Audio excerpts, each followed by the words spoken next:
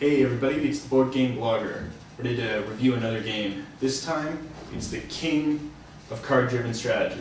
That's right, We the People. And my copy's now 15 years old, and so she's getting threadbare, and she's wearing thin, but she's in good shape for the shape she's in.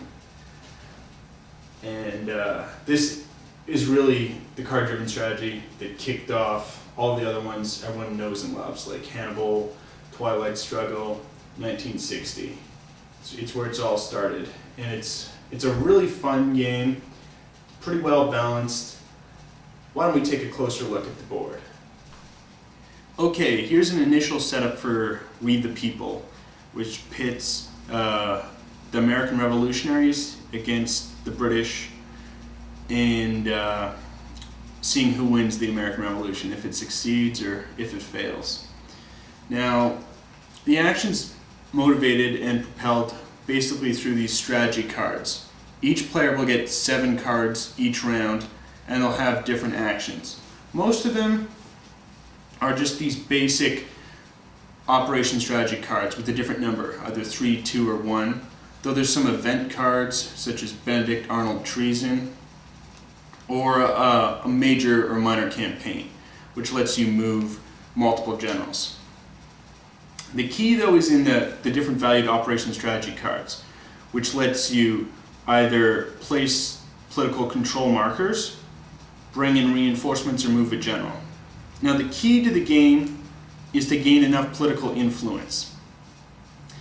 And so here, for example, in North Carolina, we've got 1 American political influence and then 2 British. So the British would, at the start of the game, be controlling North Carolina, though the Americans, by using the operation strategy cards, can place more political control. However, political control can get isolated, and if they cannot draw support to either an empty space or a military unit of their own. So if then we add British political control markers here and completely surround out the Americans, now these 3 American political controls cannot draw support from anywhere, and at the end of the turn they would get eliminated then. And it's interesting because America always removes its political control markers before the Tories do. So that's an interesting factor of the game. You also have the generals, which move around in battle. If Washington is ever captured, the Americans instantly lose, or if the British are ever completely defeated, the Americans instantly win.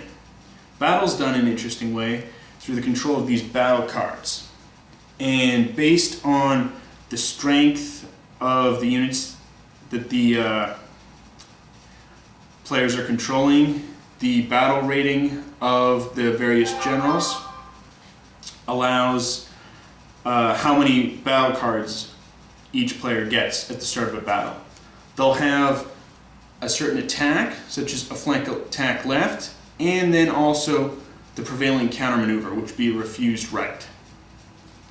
There's various ones. Another flank attack right instead of flank attack left.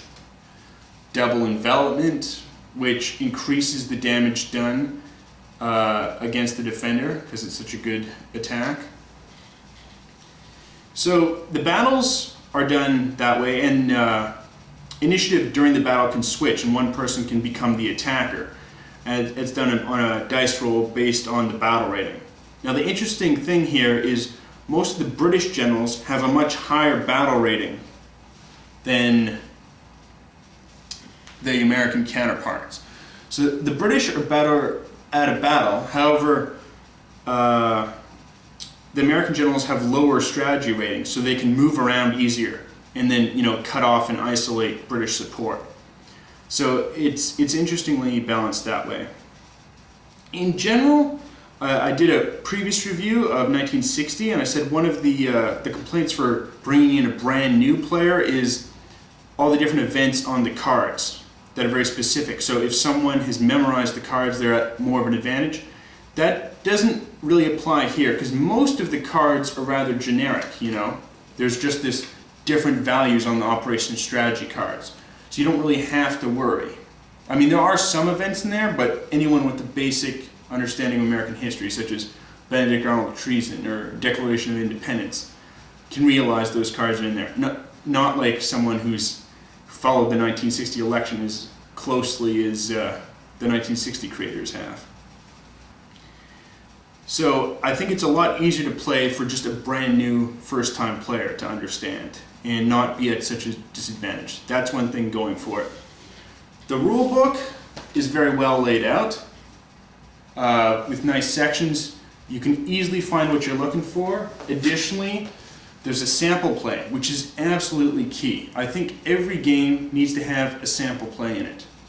I think a lot of these developers, most of the people they meet and talk to are the people who come to the conventions. The average board gamer doesn't go to a board game convention. I've never been to a board game convention. So if I'm or my friends are looking at a board game for the first time, you want to be able to read the sample play here. Excellent sample play. It's also nice in this material is they've added in historical background on the American Revolutionary War. So if you're not American or not aware of the history, there's a good background in it.